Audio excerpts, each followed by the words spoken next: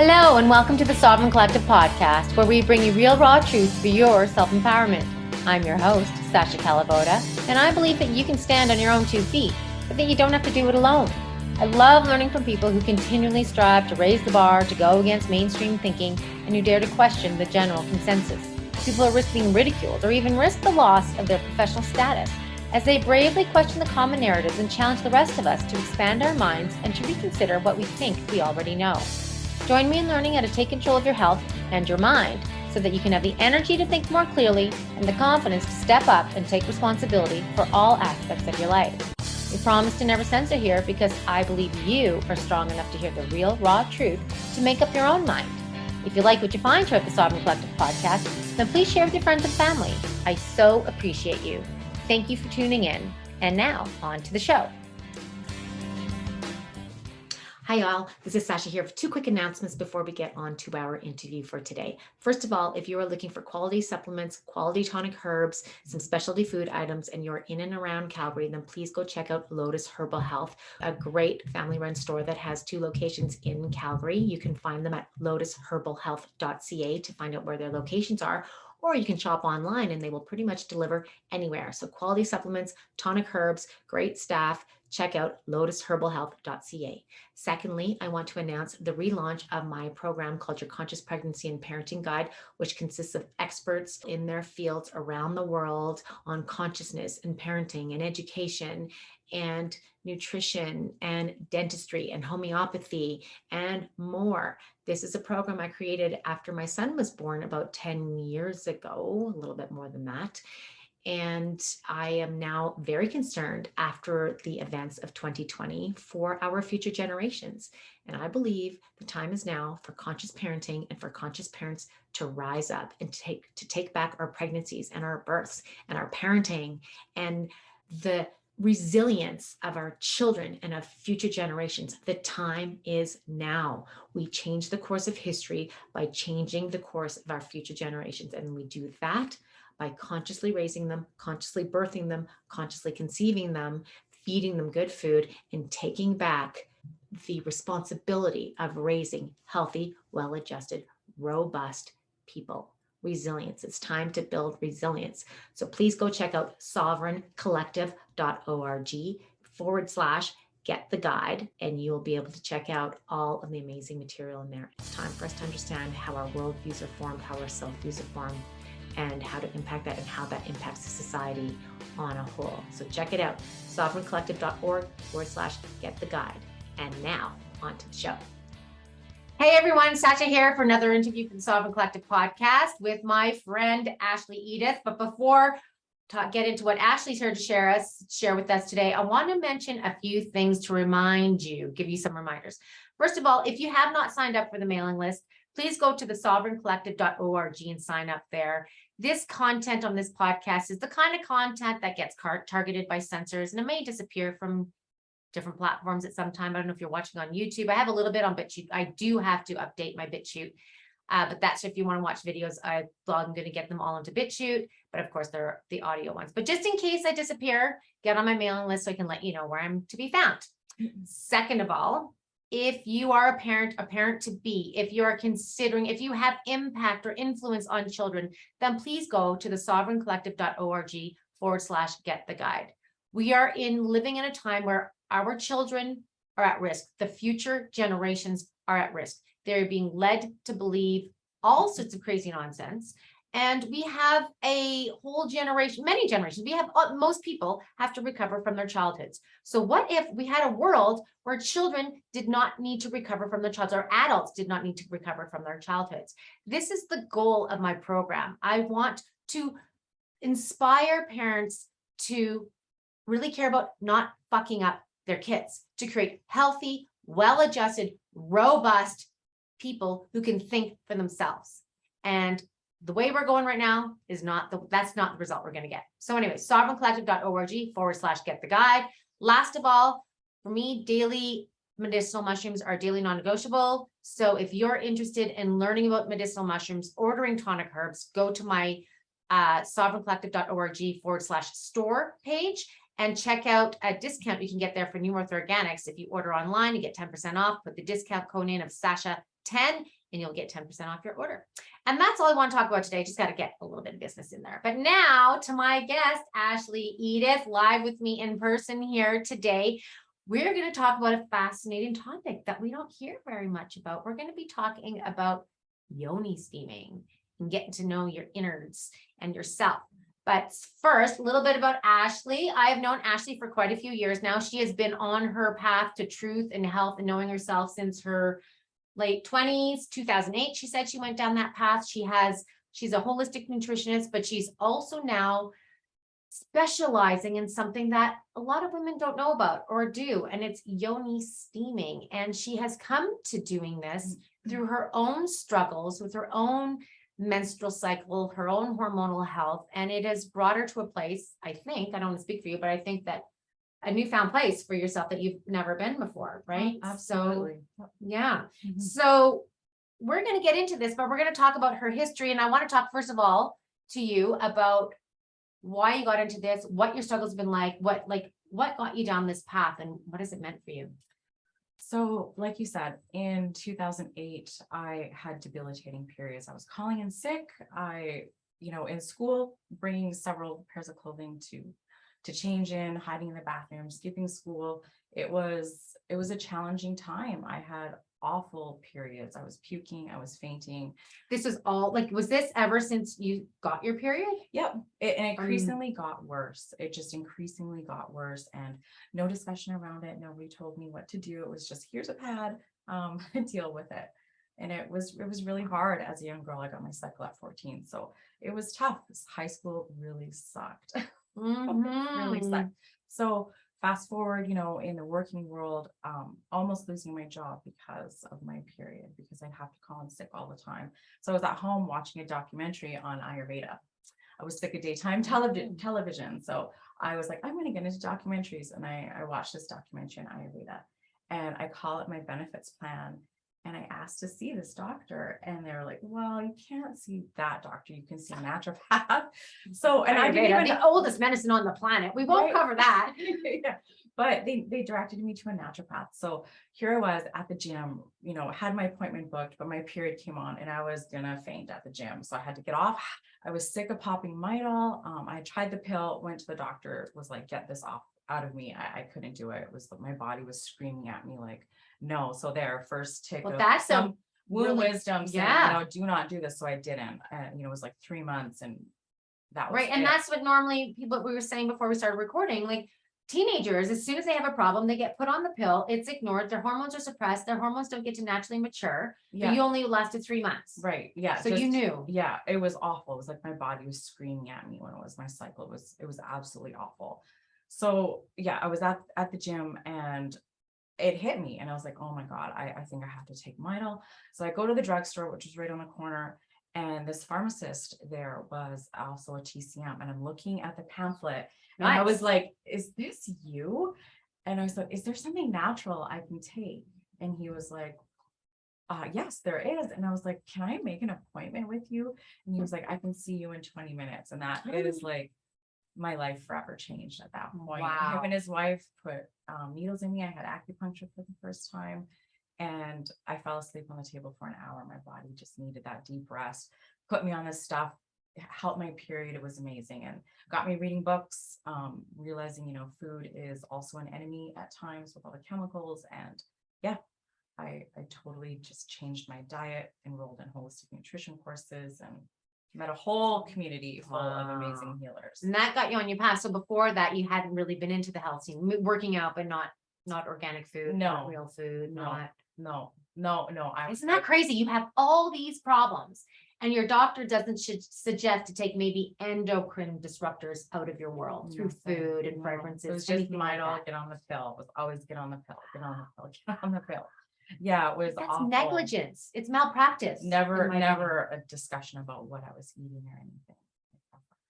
And I was in the doctor's office a lot because it was awful. I started to get cystic acne in my late 20s, and I'd never had acne. Like, there was, clearly gut health issues happening. It was awful. I was like, wow, just uncomfortable in my own skin. So what did you notice after that first appointment with the TCM? Oh, I mean, he gave me this liquid stuff. I think it was called a fem tonic, and my first period was drastically different. Like it was lighter. It wasn't as debilitating. Wasn't calling in sick. I mean, and I was seeing him twice a week for acupuncture, and he did food sensitivity tests and, told me I needed to eat organic, read these books. And I did. And it was just, wow. I mean, it got lonely because everybody kind of thought you were crazy. It wasn't, very heard of back then to be, seeing a traditional Chinese medicine doctor or anything. So ridiculous. It's so controversial. Right. It's like I'm getting results by changing my lifestyle, and it's huge controversy. Right. Yeah. Because people fear what they don't understand. Of course they do. Yeah. One thing that I've realized. Wow. Yeah. Wow. Yeah. Okay. So how long, when did you learn? We're going to show you this thingy over here soon too.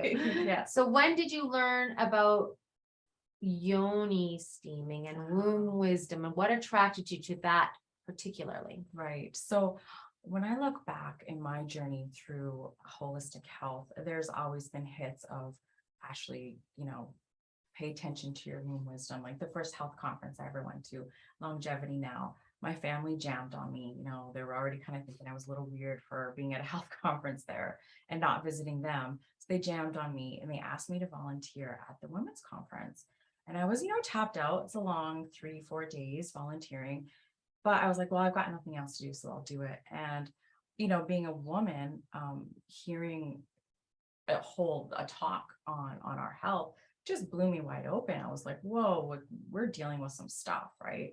And there was a doctor that got on, Dr. Roy Dittman, on preconception health. Mm-hmm. And I just, goosebumps. I was like, this was my calling. I had taken like the holistic nutrition through body mind, and just wondering what my niche was going to be and what I was interested in. That was it. I was like, preconception health. We need to save the babies. We need to like grow healthy humans. Yes. I mean, like, why did I have to have these issues when my parents could have just, done their work, right? Exactly. So, yes, exactly. Yeah, It comes back to that. It's stopping that cycle of constant passing down of trauma, physical ailments, mental ailments, all of it. Spiritual stuff that needs to be cleaned up. All that stuff. So I just got really passionate about that. Hadn't yet discovered Yoni steaming yet, but it was that hit of like, hey, Ashley, you had really bad periods. Like, can you imagine what this would mean for your body when you were going to try and conceive? Just kind of got me thinking like that, and just how important preconception preparation is. I mean, not just to have a baby, but just in general, right? Like, we just need to be healthy. We need to heal our stuff. First and foremost, just to be a contributing human being, but also if you're going to conceive, like, it just should be that check mark you need to do as a to-be parent. Totally. So, that was another hit of just like, okay, womb wisdom, there's something there, there's just so much for women to dive into when we get into this area of our body that we don't often face. And so, then gut health became like a really big thing, right? Like, it was like, oh, gut health. And it was a bit of a trend, but it's an important trend. Yeah. But it also involves our uterus and its health and the connection to, the uterus colon connection, right? That type of thing. If you've got an unhealthy colon, that's going to impact your uterus, and you can have, things like endometriosis and all sorts of ailments happen when your colon is impacted. So there was just all these things that just led me back to my womb. And then the latest is a really good family friend, and she had been struggling for a long time. I had gotten into Yoni steaming. I thought it was great. I loved it for myself. I mean, obviously I don't have period issues for some time, but for me, it was more of that embodiment thing that I think we'll probably touch on a little bit. Yeah. And just, keeping that area, tip top, if I had, brown at the beginning or brown at the end, those are indicators to your period health, and Yoni steaming can really benefit with that. So I started Yoni steaming, and a really good family friend was like, I'm willing to try your voodoo. It has been a year and a half of trying to get pregnant. The doctors want me to do IVF. That's like $50,000. And I just, that's outrageous, right? To have a baby. So they were willing to try it. So I do a uterine cleanse, and it's for a few months, for very specific days before and after your cycle. And so this individual tried it for 3 months with this basic blend that I offer, and then the fertility blend at the end. And she's due this year. and So she I did think, that for 3 months. yeah, she did. And she got pregnant when? So for 4 months, she kind of did some yoni steaming and then some dietary stuff as well. She'd been trying some dietary stuff before, and then got pregnant in her 5th month, like the next time she tried. Right? So Amazing. I mean, I don't want to sit here and say that yoni steaming is the magic bullet. I guess maybe I'll dive into another topic that I wanted to discuss too, was, the sister wound and the fact that we don't talk like we do anymore. So I think there was some magic in her just kind of declaring her womb issues and how scary and lonely, and dealing with some man that has no idea her issues, and not looking at her as a whole person. And just, the frustration. So I think there's magic when women share and when we gather and we talk about these things. And then when we address that area of our body, instead of treating it orally, we're treating it locally. And that's one thing I really love about yoni steaming, is that you are treating it locally. And it's been, it's like, it's not working. Suppress it with medication, cut it out. If it's, doesn't seem to be working properly, just get rid of it. You don't need it. Like, it's not honored.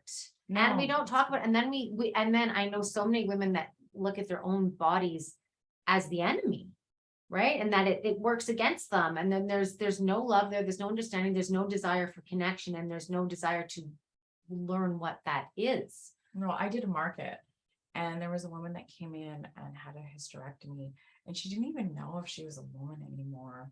It just like broke my heart. I started crying with her. Wow, of course you are, and this is a woman in her 50s, and to have to question that. And to me, that's a product of the assault against women for so long. I mean, yeah.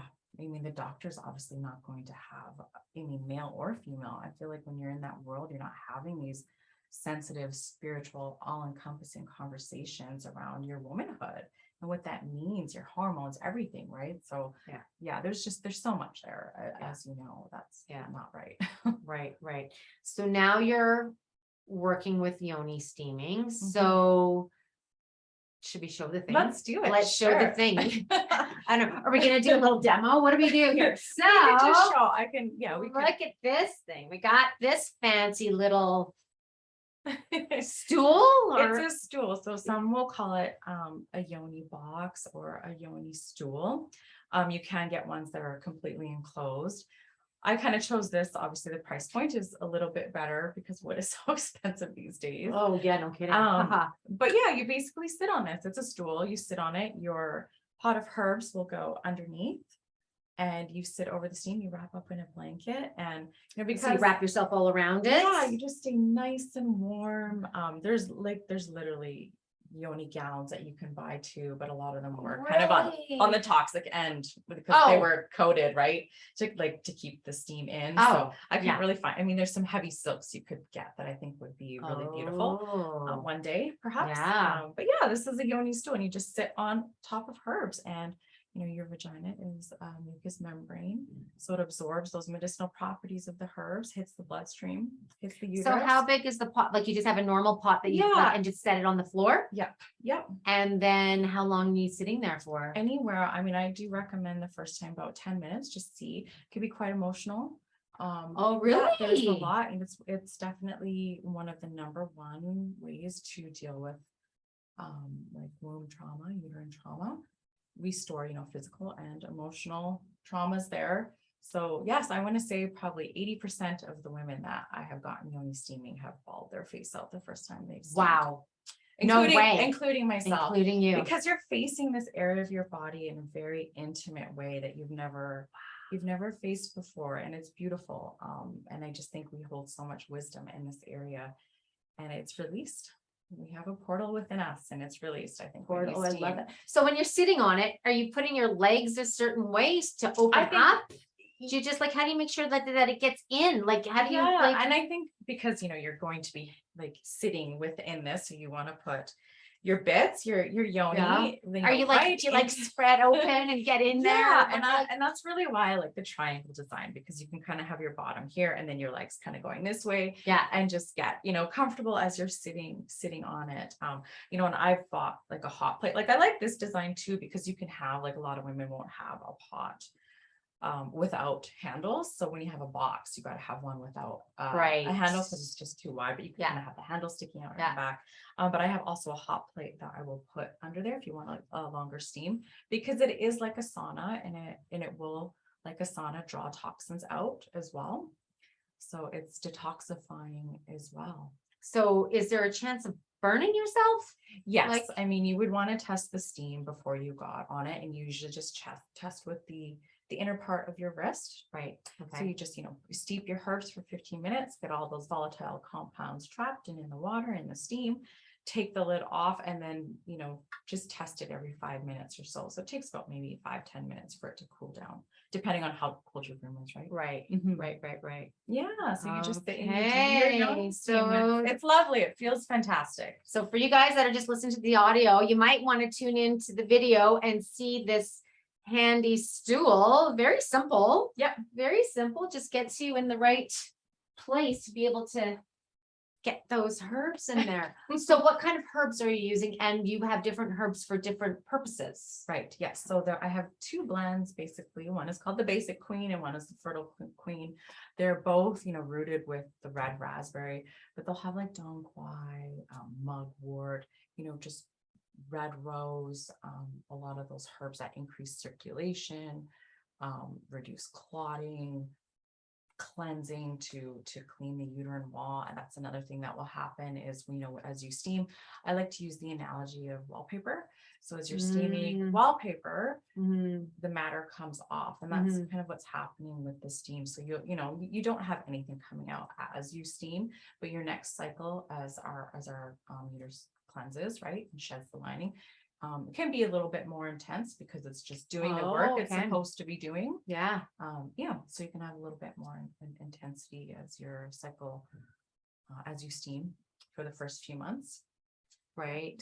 Oh, interesting. Mhm. And where is this a tradition? Like, how long has this been around for? Oh, forever. And this is one thing that gets me too, because this is ancient wisdom. It's nothing new. That's the thing. Yeah, it's nothing That's the new. thing. Everything is the way forward is looking back and Right. maybe giving it a bit of a modern twist, but Not even all actually. this stuff is old. Like how we care for our children, how we prepare for pregnancy, how we, I don't know, connect with our wombs, how we grow as communities. It's all old stuff. It is. It's Right? nothing new. I mean, thousands and thousands of years. There's a whole red tent conversation we could have too, where women would gather. I mean, it's not traditionally, well, not traditionally, but I guess in modern times they view the red tent as, oh, this is a place where women go to have their period because they're hormonal.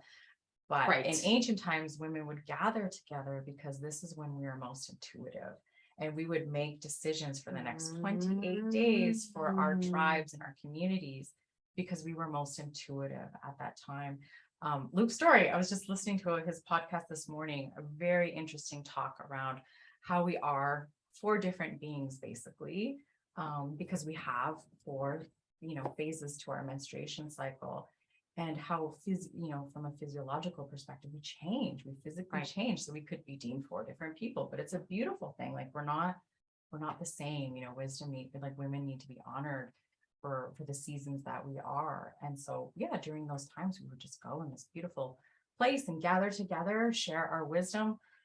This is the crone energy that I just would love to see brought back, because our elders are also under attack, and we don't have elders anymore. They're just they're not I don't want to say being useful, but there's no wisdom. There's old people, but like it's just like basic things. Like I was talking with when we were away in this young, I was like, I just gave him like tiny little bits of information around some health and some things that he's dealing with. He's like, he's hungry for it. It's like my parents never taught me this. I don't know anything. I don't know. It's like it's their birthright to get access to this information. Right. And now we have these people that are just getting old and not transferring knowledge and wisdom and tradition. Well, they don't, I mean, and you think, like, I would say for the past like good 50-100 years, I feel like the whole elders have been also under attack, right? Let's put you in a senior's home. Absolutely. There's no integration into the Absolutely. homes anymore. There's just 100%. no wisdom, and they've been annihilated in their own way. Absolutely. And I'm really big on that. I just want to be that ancestor. I don't want my daughter growing up without this wisdom and then passing that on. Like, I just think we need to also think about what ancestor do we want to be? What legacy do we want to leave? And, while Yoni steaming seems so trivial, but I feel like it just represents so much for our womanhood and bringing back some empowerment around it and embodiment. And that's another reason I kind of got into it, was because, in the spiritual community, right? They talk about embodiment, and I was like, oh, it's dancing. I love dancing, but I'm not feeling anything. Like, I guess I couldn't find that spiritual connection to what embodiment was being described as. And so as I started Yoni steaming, it landed me in my body. And just that wisdom that we do have. And I feel like, we are that trinity. We're the maiden, we're the mother, and the crone simultaneously all the time. And I feel like Yoni steaming really helps activate that crone energy, because you know what, we have so much to share with our sisters, our daughters, and other women out there. So I really love Yoni steaming in that respect too, because it does land you in your body. You face that area that a lot of women don't want to face, and that is completely under attack these days. Totally under attack. It's just cut it out, get rid of it, and they don't want to face that. I remember some, I don't know, it was some sex ed class or something as a kid. And they actually encourage you to like get on the counter and take a look at it, get in the mirror. I remember a friend of mine was just like, oh, in the class, in the school. class, someone actually said, like, get to know your bits and pieces. It's you. I mean, right? I totally agree with that. Right? Like, it's fine, but I don't know about this education setting. Just like that. now Yeah. they're just saying your bits don't matter. Like, oh, right. Then let's just change them, and they have nothing to do with who you are. But at least that was somebody, and I think it was in a school. I can't remember. But what really stands out is my friend thinking how gross that is, and how, like, why would I even want to? It's like, this is your body. How could you, like, why would you be afraid or disgusted by any part of it? Right? Like, that's a super important part of you as a woman, right? And now it's life affirming. It's like the only thing that can take a soul and turn it into a life.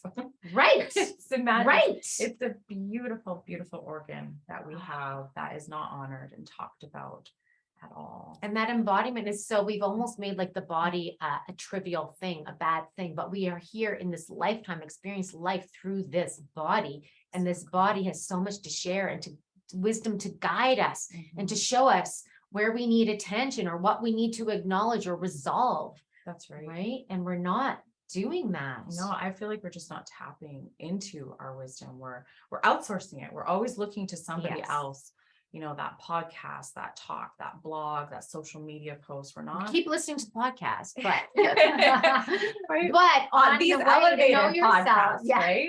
Elevated stuff, not distraction stuff, right? There's a lot of distraction out there that I feel is distracting us from ourselves and from our own wisdom. That gut feeling is so true. But I think if you're a woman and you've got, a uterus, it's womb wisdom.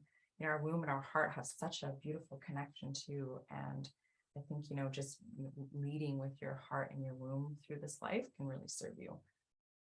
Just checking in and, how does it feel? We just don't take those divine pauses anymore to discern and discerning information, right? We just don't discern information anymore, let alone take that pause to say, how do I feel with this? What does this mean to me? Right? It's just like scroll. Right. Totally. And I find I'm like it's nice. I had a day the other day. What it was, I didn't have anything with me except for I did make one Instagram post because I'm finally trying to get on there. But I was in my garden from 7:30 in the morning till like 3:30 in the afternoon. And half the time I was just sitting there in between and looking at my sprouts, just like transfixed by this calendula seed that was on top of the sprout leaf with the plant underneath it, looking at this little wormy thing that had all the intelligence in there, the blueprint for that amazing, intricate flower that is so special for me. I just, and I didn't listen to anything. I didn't have anything on. It was so restorative that day.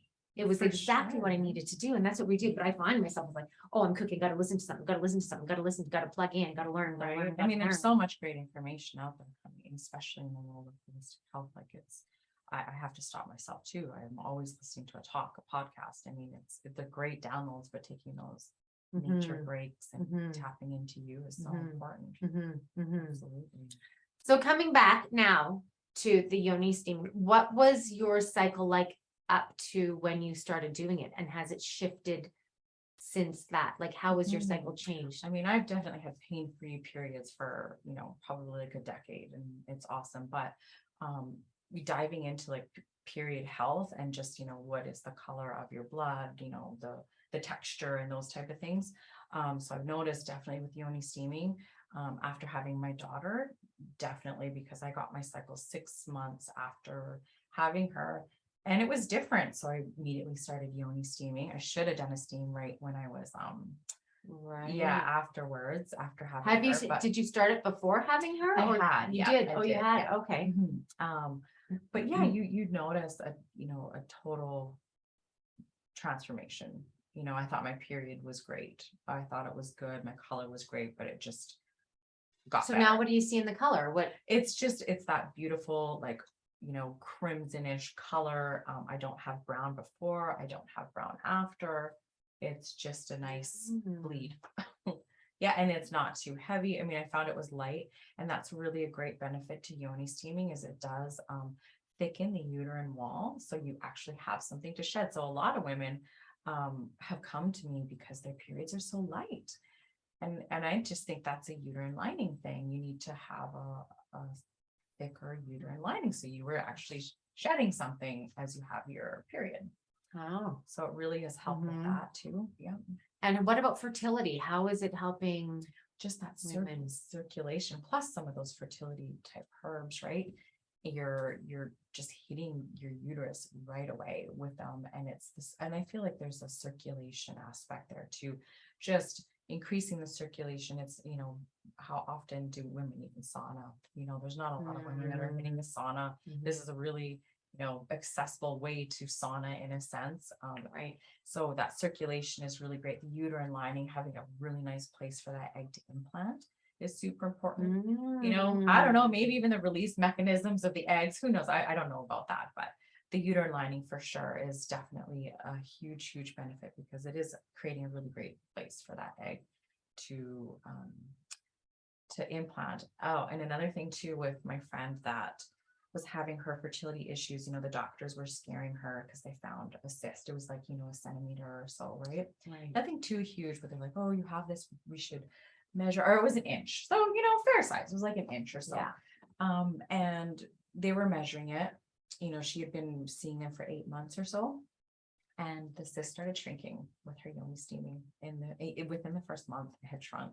They're like, oh, we see it going down in size. So that's another thing that Yoni steaming is known to do is, women have shed some pretty funky things that, if they have fibroids and cysts, endometriosis, super good. There's a lot of science, like studies coming out around the benefits with endometriosis as well. That's super interesting because that can be extremely painful, extremely debilitating. I've been very lucky in that regard and have had good health in that area, but you never know how much better it can get, right? That's the thing too. It's like, don't wait to get sick before you try these things. Don't wait to have problems, right? See what's possible. That's what I love, is seeing what's possible. But at the same time, when we're already in need, then we go do something that's just going to cause more harm. Right. And then we want that quick fix, right? Yeah. We want a quick fix. And, I mean, Yoni steaming is not a magic bullet, but it definitely helps with cramping to women that have like really bad cramps. Again, that circulation, and then also, what you're putting on your fork makes a difference too. Huge. Combo it. I think it's a great combo. But then you're also, obviously, if people are having emotional releases, you're also getting to other levels, For sure. right? Emotional Definitely. levels, that Yes. mental emotional plane, right? That the trauma release and dealing with it, Yes. facing with it. There's some educators that I have studied with that definitely have seen women have to kind of get, another layer of help because it really does unearth. Right. So it can some be the stuff there. beginning. The beginning of your healing path. And sometimes that's what we need is just that shake up, because I mean, a lot of women I don't think expect to have such an emotional response when they start Yoni steaming. And honestly, like 80% of women that I have gotten Yoni steaming have just like bawled their face out and just so had no idea that it could be so transformative in that way. Yeah, there's some magic there. I think it's really ancient wisdom, right? Like you said, we gotta go backwards to We do. It's not new. You don't have to rewrite anything. You don't have to redo anything. It's all there. All this stuff, how we create trauma, how we have our self-enrolled views, how we, you know, passing that on, the importance of conception, the importance of facing our own inward stuff, and ideally doing this before you have your baby. That's right. Yes. Yes. And even before your first cycle, you know, a lot of, Okay, let's talk about that. right. There's a lot, like in South America, it's pretty rampant down there. Like a lot of women do yoni steaming, and that's what they will do if they've got issues. They're like, well, did you do your steam? Did you do your steam? It's just such a common thing. And young women before their cycle, they will have them steam with just like red raspberry, just something, you know, beautiful uterine tonic, just a very light red raspberry, and have them steaming so that they don't have issues. So prevention, right?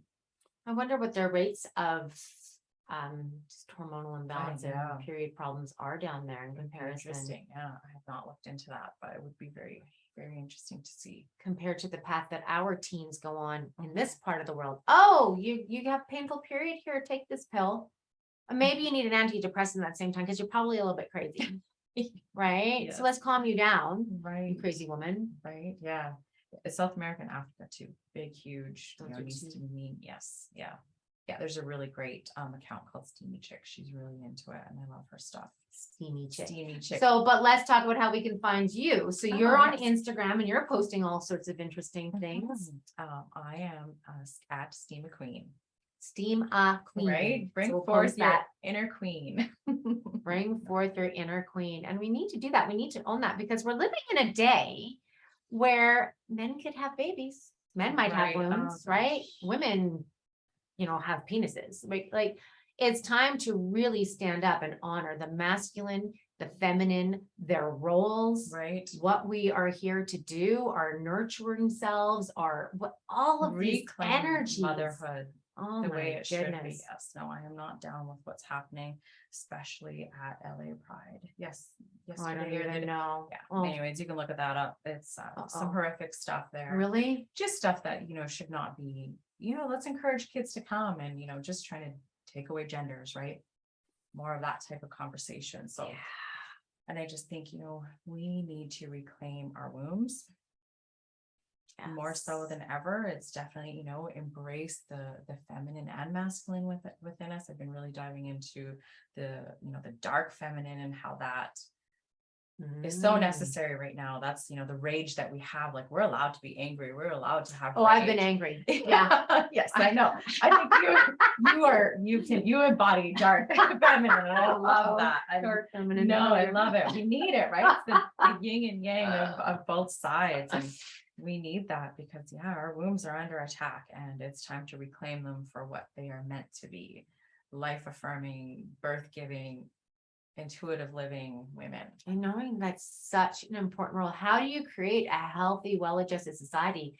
The mothers, the nurturing, the being there for your children, the children knowing that they are wanted and loved and cared for, you taking care of your own shit so you don't pass that on to them, right? So that you're emotionally present to be there for the one, so you can be the adult. Like, how many adults are actually adults these days? Never mind elders and wisdom. Right. How many are actually emotionally intelligent beings that actually can, through that capacity, can intelligently, emotionally intelligent parent children? It's true, right? Yeah, like, it's so true. You know, how many parents are having their own temper tantrums, you know, at the same time, or just numbing their kids out with devices, right? Or, you know, just numbing their kids out with devices. They just don't want to parent anymore. It's too hard. It's too hard. I know. That's what I'm just like, why did you have kids? Exactly. You didn't have it to make your life easier, right? I don't think so. No, right? No, not at all. So it's worth your effort. Like, we have to look forward. We have to look forward beyond the next day, the next week. We have to look forward for, like, past your children's children. We have to look beyond that. Very futuristic thinking. Yes. What are we going to leave? Like, legacy thinking. I'm, you know, having a daughter has just blasted a portal open in me, and it's just, what are we going to leave? What do I never want to pass on to her?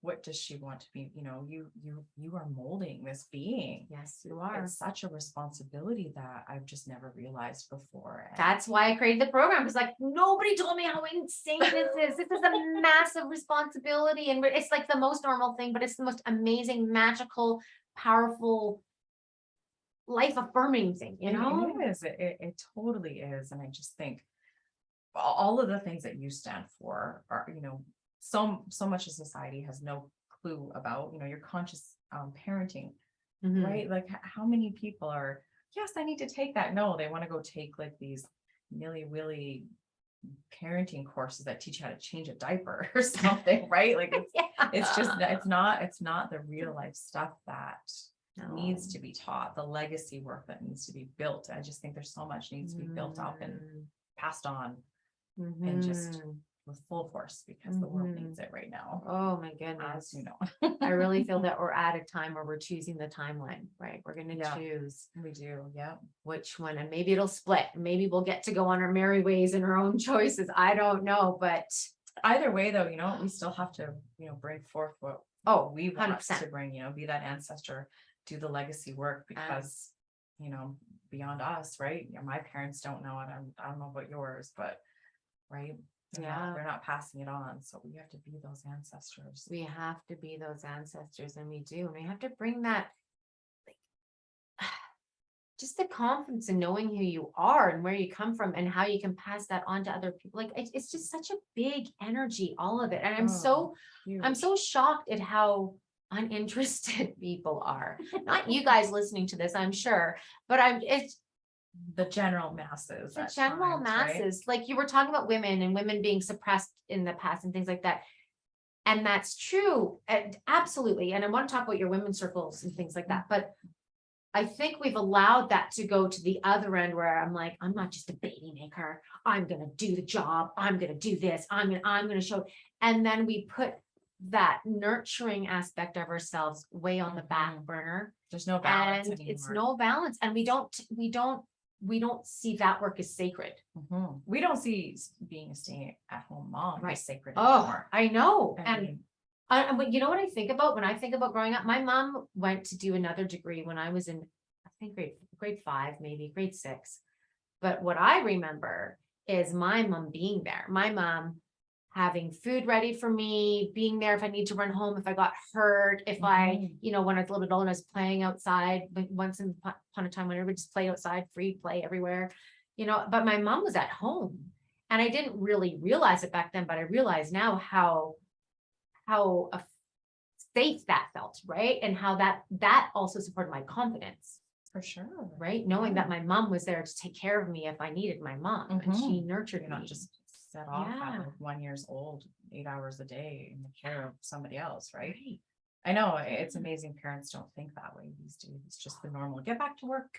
Your year of mat leave, and you think like 1 year in the course of a life is nothing, and how their emotional intelligence is being formed, and I mean, so many things. Everything. Those formative years. So formative years. They're so key. And I remember a friend of mine was living in the States when she had her first. She'd moved down there for a bit, and I think mat leave was 3 months. Oh yeah, 6 weeks, maybe even. Maybe it was 6. Maybe it was something insane. And I asked him, like, you're not real. Like, this was even before I had kids. Before, like, right away, that struck me as that's insane. Like, you have we're helpless babies for a very long time, needing, constant feeding, constant attention, constantly.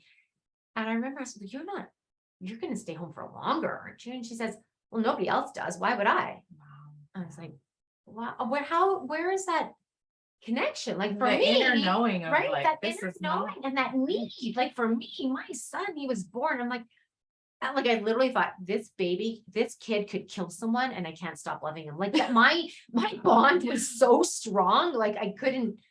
There's no way I could give him over to anybody else. Yeah, I'm the same way. There's just absolutely no way. I had, thought being pregnant, I would maybe introduce some sort of a daycare at 18 months.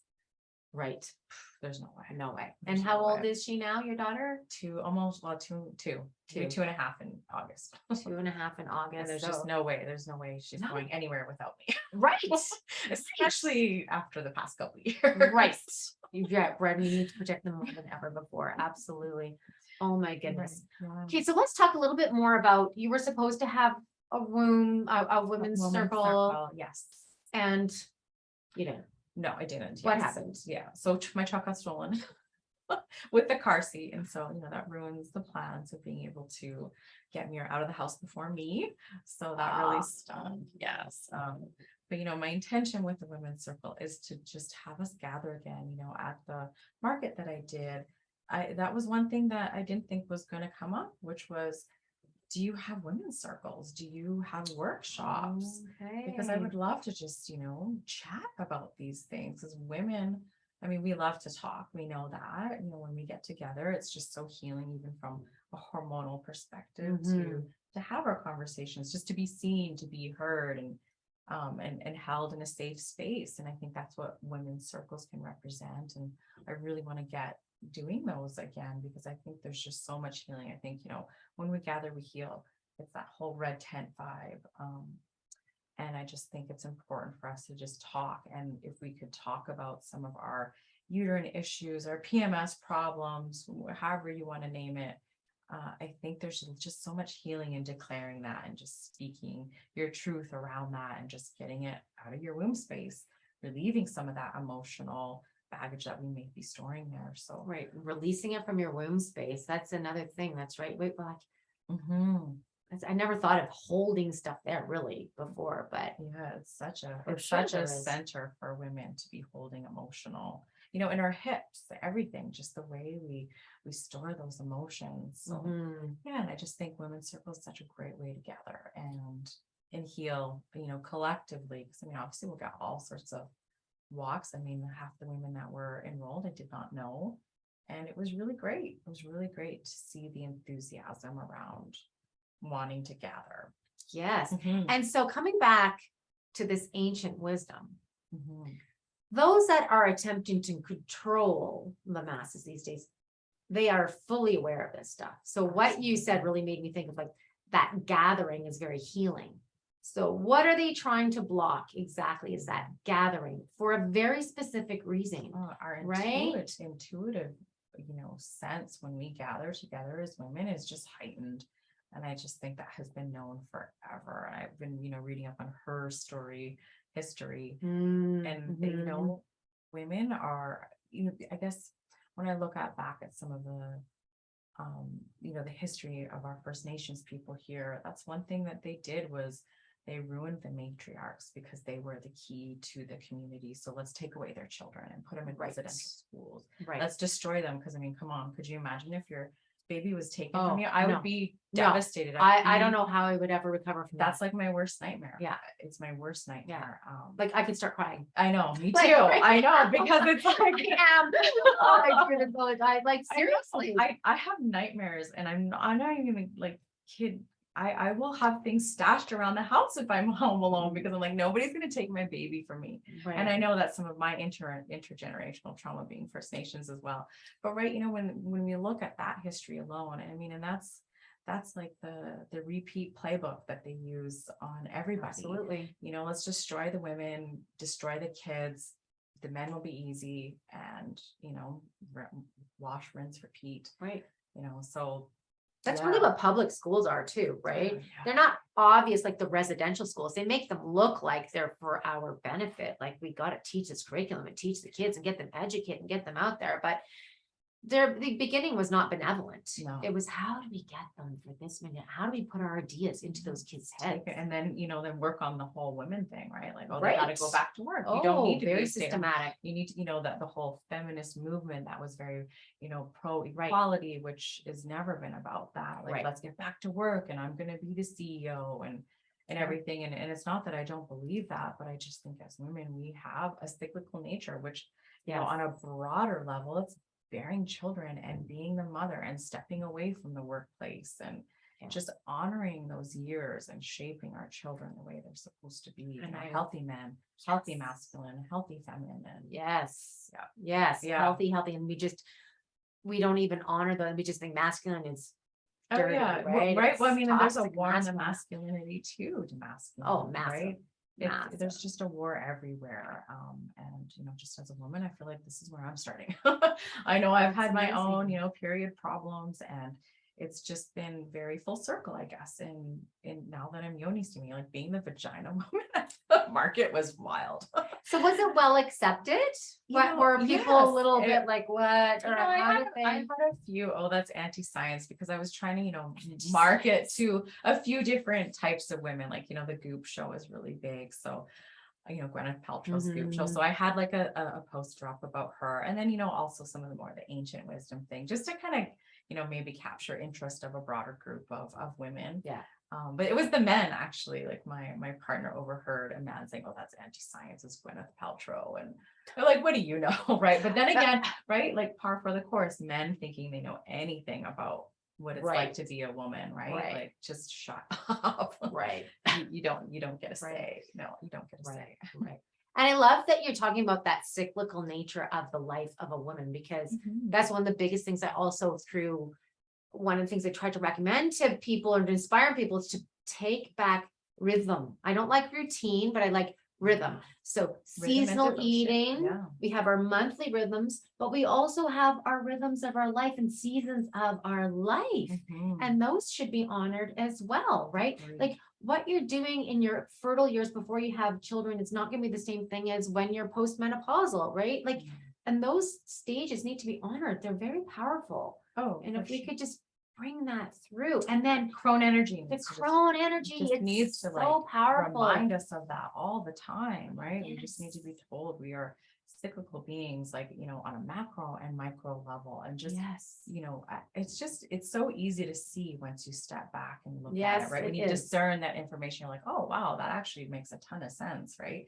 So yeah, it blows my mind that people don't go there a lot, but I feel like, again, you know, bringing back what an elder could mean in our lives, that crone energy, reminding us that the macro and micro of it all is so, so important. You know? And then through that, look at the health that is your legacy coming from that. Right. Right? Like, it all stems, right? I mean, It I feel does. like, you know, Yoni steaming is definitely not a magic bullet, but I feel like it is an access point to, you know, tapping in to your inner knowing, and maybe start discerning information and asking why, being curious again, not just, you know, being told how to feel, how to act, what to put into your body, like just owning who you are and what you want, like, and what you want. So for me, that's a lot of what Yoni steaming has represented, because it's just like landed me in my body. And I mean, also I think becoming a mother too has become that too. You know, you've got somebody hanging off of you, you know, 24 hours a day, right? Breastfeeding is no joke. So it's intense. Yeah. I did it for 4 years. It was a long time. You know, so there's just so much there that I think is an access point to becoming maybe that person, and being curious and contributing in a healthy way to society is a wish and dream and goal. Absolutely. But I love how you said it landed you in your body, and I don't know how many people are truly embodied. And in I'm their a meditator. I body. mean, like, I meditated, like I've been meditating for years, and I've had some really incredible experiences through meditation. But this is just completely different. I just think because we are women and we have this incredibly sacred space in our bodies, and when we acknowledge it in this way, and you can meditate while you Yoni steam, you can journal, you can, you know, just you know, put pen to paper all the things that you're feeling. There's just so much that comes up. You know, so meditating, I definitely, like, I think it's amazing and I love it, but it's just completely different for me anyways. I bet. I'm a terrible meditator. I did it yesterday. There you go. I'm terrible. I'm terrible. But yeah, and oh, there was something that came up right then and there. So many good things. So many good things. So here, many good right? things. But yeah, if that could, and I don't know, we've just medicalized the whole female anatomy. Cut it off before it's cancer, you know, just so that's what I wanted to say is, like, when you're sitting there and you're feeling that, and I hope it, what I can also see it is starting to help you trust your own body, and it's not doing anything wrong. Right. It's always working for you. It's Oh, yes. always communicating with you and giving you information, right? And if you can sit there and tune into that, and just, I see that as a bridge to trusting the body, 1000%. right? Yeah. Like, trust that body. Because I just had a woman call me yesterday. I don't know her very well, but she looks to me for or she found something in her breast. I'm like, the body's doing exactly what it needs to do. Trust it, believe in it, know it. There's an intelligence that we don't understand, right? So yes. don't be rushing off to any authority out there who is only going to do, cut, burn, poison, and repeat again if need be, and traumatize you more in the process, right? yeah. And then you get all these other recurring things as a result of that. Like, it's trusting the body. Trust it. So if you were off, you were off for a reason. Imagine if your mother or an elder of some sort gave this wisdom to you, and how connected would you be to your own womb space as a teenager? I know. I wish I wish I had, Yeah. my grandma was a nurse too, and she raised me, and there was absolutely like nothing, no support, because she didn't know what to do. She just didn't know what to do. So it's not to, slam her or anything, but she just didn't know what to do. And it's going to be Here's interesting. more pads. See. Here's some tampons. Right. Right. But the thing is, your daughter likely won't have the issues that you had, because she's being raised very differently from the very get-go in terms of food and emotions and everything like that. But that'll just serve to enhance, right? She's going to be that ancestor. And it can be, I'm always thinking about rites of passage for our children now. Yes. Like, eventually, like, okay, you're going to be a woman. Like, it could be like the beginning of that rite of passage as you blossom into your womanhood. I was talking the other day at the farmer's market. It got brought up. I'm like delivering some herbs to some lady, and anyways, we started talking with one of the vendors, and they were talking about, oh, my daughter's going to be having her period. I can see, maybe her hormones starting. And I was like, you should have her Yoni. So she's like, oh, well, I don't want to freak her out. I'm like, well, can you imagine how freaked out she's going to be having her first bleed and no conversation around it? Like, why not have her face this area of her body? Right. Get to know it. This is who you are. Right. And this is only going to help if you are prone to maybe cramping or whatnot. Right. Like, why not face if there's just such, like, you could do it with it. God, that would be just so beautiful to have like a Yoni steam with your daughter for the first time. I just think that'd be so beautiful. Like, and normalize it. Yeah. Right. Well, that's like, a big part of my mission. That's what you got to start doing, is normalizing this relationship. That's what my banner says: normalizing Yoni steaming and womb wisdom. Yes. Yes, exactly. Like, let's normalize. It's such a thing. It's like, and then, it's so funny. Like, you literally can't ask some men to buy used tampons, or not. I don't use tampons, but pads. Like, you can't actually ask them to buy. They're embarrassed. Oh, I know. Right? They're embarrassed to get. It's like, carry this at the store. Like, but that's the product, right, of your conditioning that's happened. Yes. To both sides, right? So yeah, normalizing it. I just think, there's a lot of great movement around there with, looking at your Yoni and, doing all these things. And I'm not quite there yet, but I think this is more of a focus towards people that have like PMS issues or fertility issues, uterine issues. Because it's a healing modality, right? It's a healing modality. It's a maintenance modality. It's just something that I think women should be doing through their whole life, all phases. I mean, even if you had a hysterectomy, or you're menopausal, you don't have your cycle anymore, you can still Yoni steam, because it just relaxes, right? Because your uterus is just attached by ligaments, right? So the moment you start to feel tension in your body, it can twist up, and then you can just feel, discomfort. So this is what it helps relax. It helps relax that whole area, or increases circulation. It's just like your back. You want your pelvic floor to be healthy, right? Right. And how often do you do it? You could do it any day that you're not bleeding. You could do it every day if you wanted to, but I mean, I think if you're dealing with something, I would highly recommend the uterine cleanse that I offer. But if you're just doing it for maintenance, a few times a month, 2-3 times a month. Okay. It'd be really great. Yeah. And how often do you do it? Yeah. Well, being a mom, sometimes not as often as I want, but I try to do it at least once a month. Right. That's kind of my goal right now. Yeah. Right. Right. Sometimes I pick the nap. Oh, I pick the well, nap. you got to do that too. Right. Sometimes when they're napping, you're napping, Yes. and everybody's happier for that. Exactly. Right. Yeah. So, You got to take care of you, right? absolutely. Yeah. Absolutely. Mhm.